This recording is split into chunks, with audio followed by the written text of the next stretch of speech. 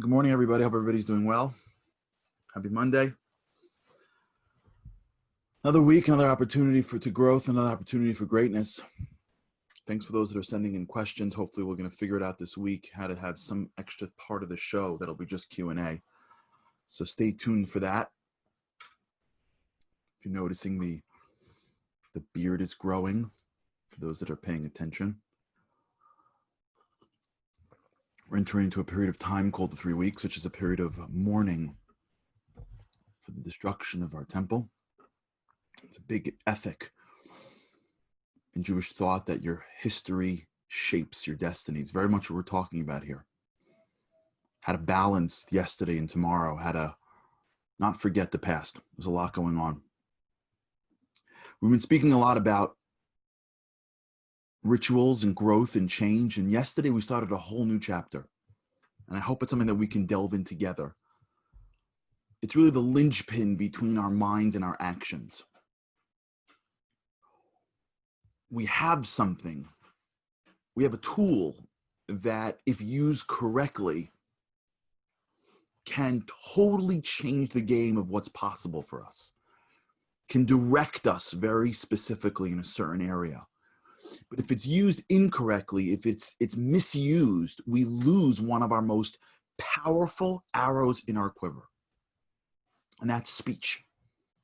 For those that have been with us for a little bit, we spoke about it from the concept of journaling, which is this thing called RAS, where retinal activation system, where your mind begins to pay attention to things that you articulate, that you write. Thoughts are, for the most part, ambiguous. Even if you have it, try to have a thought consistently again and again and again. Even when you have the thought, if it stays in the world of thought, it's not exactly the same. It's like sort of ish the same ish. You sort of feel something, then you sort of feel something, you sort of think something, you sort of think something. Only when you take the thought and you put it through the channels of your mind that leads it to articulate speech does that thought crystallize. Now you have something. You have something that you can now use to now reinforce, to understand. This is what I've been thinking about my whole life. This is what I've been thinking about in order to get me to here. So when I put it down on a piece of paper, when I say it, now it's crystallized thought. Now I have a shot at doing it again and again and creating real tight neuroplasticity over it. The reason why I know the box is called Cheerios, because somebody said Cheerios and said it and said it and said it. If they would have said it once and then thought it, how I would have thought about it, it never would have really ended up this way. So speech is one of the most powerful things we have, and it applies both in the physical world and the spiritual. We'll get to a little bit of the spiritual world later on. But I want to first begin in the physical world so that we see just the practical ramifications of strong speech. And yesterday we began the process of talking about why it doesn't work. And the real reason why it doesn't work is because we don't see it as a creative agent. When I met with that individual, that older man who gave me one of the greatest moments of my career, and I always knew it, but as a young lawyer, I'm trying to find the law, and he's teaching me about life, which is, according to the law, if you say a contract, it's not enforceable in New York courts. But in life, when you speak, that's the moment of enforceability.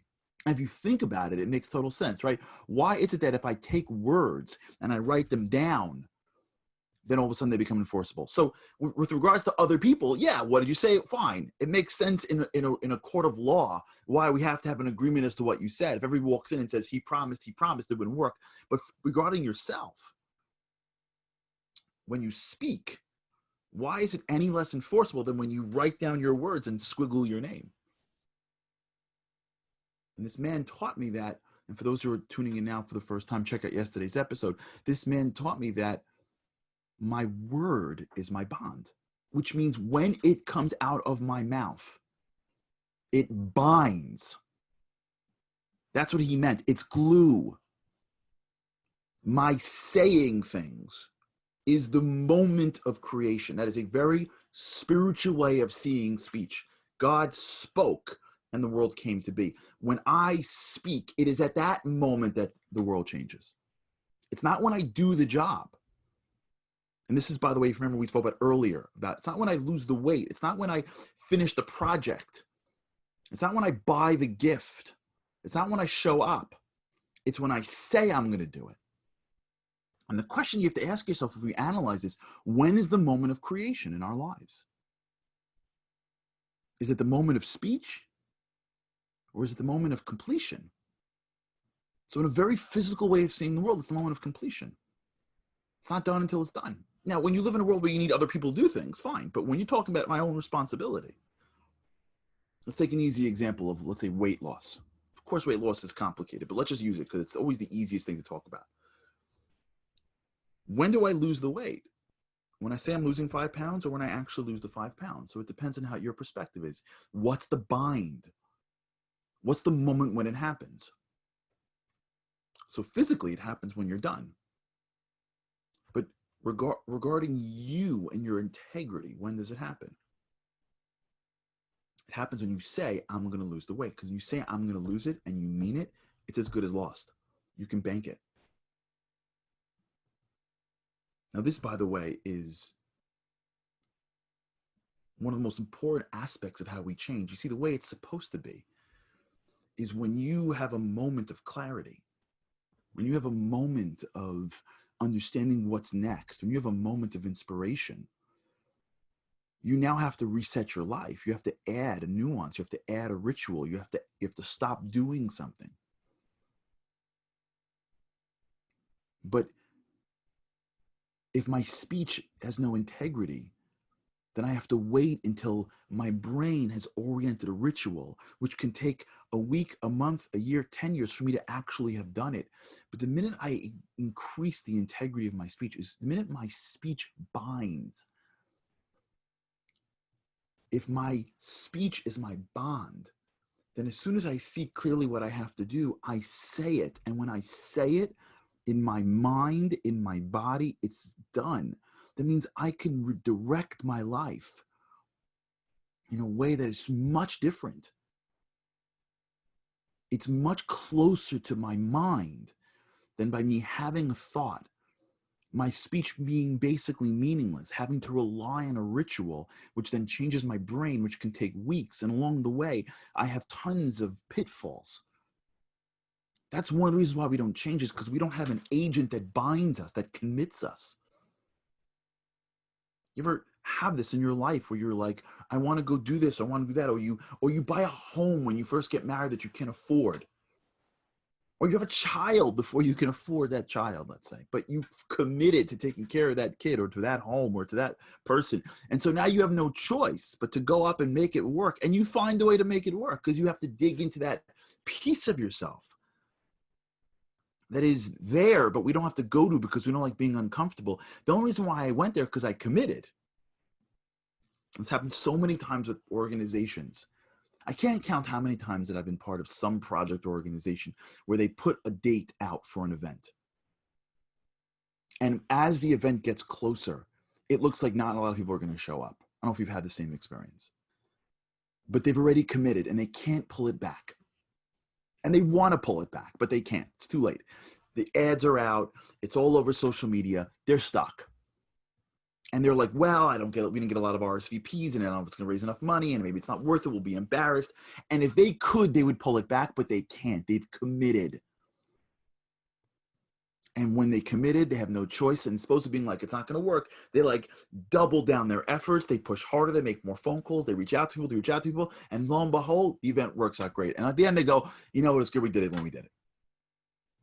That whole experience is, had I not committed, I would have given up. But because I committed, when I hit a challenge, I pushed through the challenge. And when I pushed through the challenge, I got something that I would not have gotten had I been able to back out. That's speech. Because if you're going to rely just on your ritual, at some point along the way, you will have the other stuff that come up. You will have the other things that come in your way. the other aspects of your life. Your schedule is going to get thrown. For those of you, me included, for those of us that are now creating new rituals in this new world where you spend a lot of time in one place and not traveling, what's going to happen when we start traveling again? The whole ritual is going to be upended. How are we going to keep it? Do we have to get up earlier? Do we have to do the work on the plane? Do we have to do how am I going to make it work? So my brain's going to be like, whoa, whoa, whoa, let's change. We used to journal every day, but now it's too busy because now I got to get back to work and now I got to get back on the train and I'm not journaling anymore.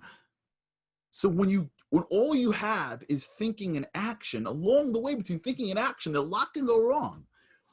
Because to really solidify action, you need to have repetition.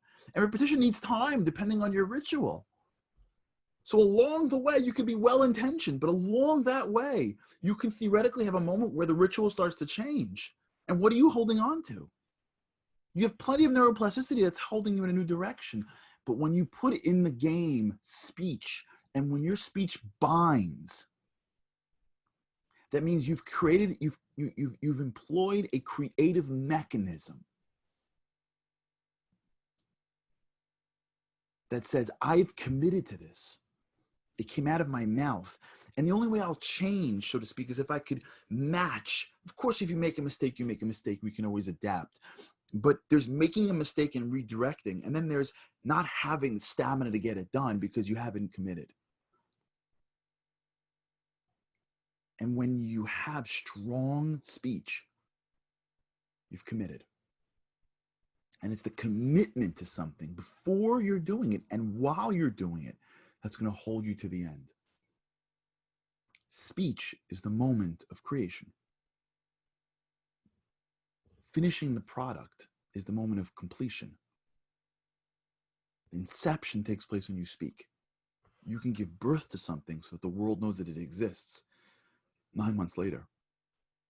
But if you know anything about science, you know that that baby wasn't created when it was born.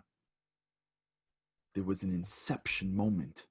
There was a conception moment that took place that was hidden from the eye. That's the moment.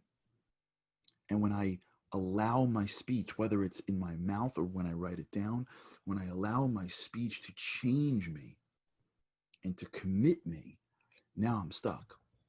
Because it's not just a thing that I'm doing, it's I want integrity in my speech. We've all had this, by the way. We lost it. We all had it, right? And if you're raising children, you know, right? The hardest thing, I don't know if you had this with your kids, like you take your kids to like some store, someplace in public, and they're little and they're killing each other and they're beating each other up and they're making it and they're embarrassing you. You ever have this to anybody? So you tell them you're taking them for, if you're just good, I'm taking you for ice cream. And the kid's like, what, really? Like, I just gotta like not hit him and I go for ice cream? Like, and the kids are like, yeah. All right, just trust me, ice cream. You know that? And you're like, I'm the best father ever. I just promised them sugar, which is how we all parent, right? What would we do in our lives without sugar? Sugar is the only thing that we have to parent our children. Promise them sugar or tickets to get sugar. And they get ice cream. And all of a sudden you get back in the car and you're driving home and you realize that you're late. And then you go home and your kid's like, Daddy, but ice cream. And you're like, oh, right, but we're going to go later. And the kid's like, no, but Daddy, you told me you want ice cream. I'm like, I know, but we're going to go later. And the kids are like, wait, you said we're going to ice cream. Ever happened to you? And you're like, or if you ever say this, you're dead. But I didn't say I promised. I said, I'll try. I said, we'll try to go to ice cream. And in that little kid's brain, the kid's like, what does that mean? You spoke. You told me you're going to ice cream. I took you at your word. To a kid, they don't know that you can just say things and not mean them when they're little. We don't learn this till we get older. I learned this when I was growing up, when I was once playing ball in my living room. I grew up at a time, for those of you who are a little older, you remember Ozzie Smith. Ozzie Smith was one of the greatest shortstop of all time. He played for the St. Louis Cardinals. I wanted to be a baseball player before I wanted to be a basketball player. And I thought I was Ozzie Smith. I had a good glove. I remember I was playing blue ball in my living room, if you can picture the scene. Blue ball against the wall, catching with my glove. My mom walks in and says, Charlie, be careful. I don't want you to play in the living room. this stuff around. And I go, Ma, you don't know you're talking to. I'm a vacuum cleaner. I pick up everything. Don't worry about it. My mom's like, Charlie. I'm like, Ma, got it. She goes back and does her thing. I'm playing against the wall. All of a sudden, I throw the ball against the wall. It hits the base of my glove right here. Pops up, goes to across the room, hits the table, nicks the vase. I'm like, it's slow motion, like in a room, like, no. Right? The vase is like, crash. I come running over. I'm busted. My mom comes running in. What happened, Charlie? You okay? And I look over and there's a crash. She goes, what happened? And I was going to say, Mom, sorry. But then I noticed that my sister was crawling around. And I say, Ma, I because she was crawling and she was going to hit her head. And I went to help her with my foot and the thing and the vase. And my mom probably knew. And she's like, okay, honey. She's like, you okay? And in my little brain, like, I learned this incredible gift. You can say stuff that you don't mean. It's amazing. What an opportunity. I could just say whatever I want. This doesn't have to reflect the truth of this. And I go to school and these kids are saying something I don't think is right, but I want to be cool and I say that.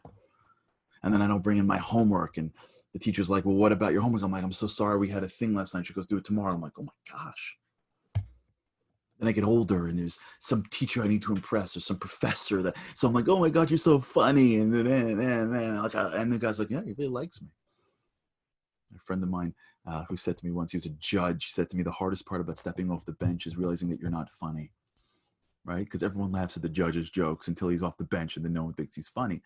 This whole game that we live in life is we walk around and we use our mouth. We don't even mean, it gets to a place that sometimes we don't even there's no truth filter. Now, I'm not saying you can't live in this world.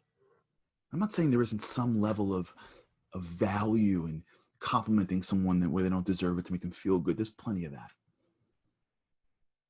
What I'm saying is that there was once a time that whatever came out of my mouth reflected me. It was true to its core.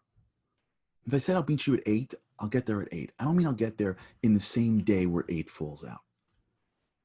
If I say I'll call you back, I'll actually call you back. I don't mean get off the phone. I gotta move on. Our speech once had the highest level of integrity. And some people, by the way, still have this, some people less, but everyone to some extent. If we want to start to become change agents, we have to increase the integrity of the things that come out of my mouth. Physical eyes see speech as worthless.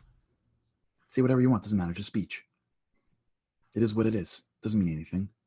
Say whatever you want. Sticks and stones can break my bones, but names can never hurt me. That concept is good when you're trying to raise a kid and you want the kid to be resilient. But if you think about it, what it's saying is it doesn't really matter. Speech doesn't really matter. But spiritual eyes don't believe that. Spiritual eyes understand that speech matters a lot. And actually, names hurt more than sticks and stones. Much more than sticks and stones. It's just deeper. So when the kids are little, you teach them the thing, because when they're 7 or 8, but when they get to be an adult, we got to get this. We've got to work on this. Tomorrow, we're going to start talking about practical ways to do this. We've got to work on how to make this happening. And I also got to work on spending a little more time on Q&A. I'm looking to the chat now. There's so many incredible things. I want to respond to all of them. I hope with God's help. The producers here, Andy, do me a favor. Don't just save all these comments for me so they don't go. Save all these comments for me. We got to start answering questions. Hopefully this week we'll figure it out. But until then, start being aware of it. Just today, be aware of the speech. Be aware of the things we say, how we say them, how quick we say them, how flippant we use our mouth. Start being aware of this thing called speech. And if I would have to measure the level of integrity from 1 to 10, what's my level of integrity? 0, worthless. 10, everything out of my mouth is a bond. We'll get to it because speech is a big deal. All right. Thanks so much for tuning in. Really appreciate it. And thanks for all the comments. And we'll try to work on this Q&A thing. And with God's help, I cannot wait to see you again, hopefully tomorrow. Have a great day.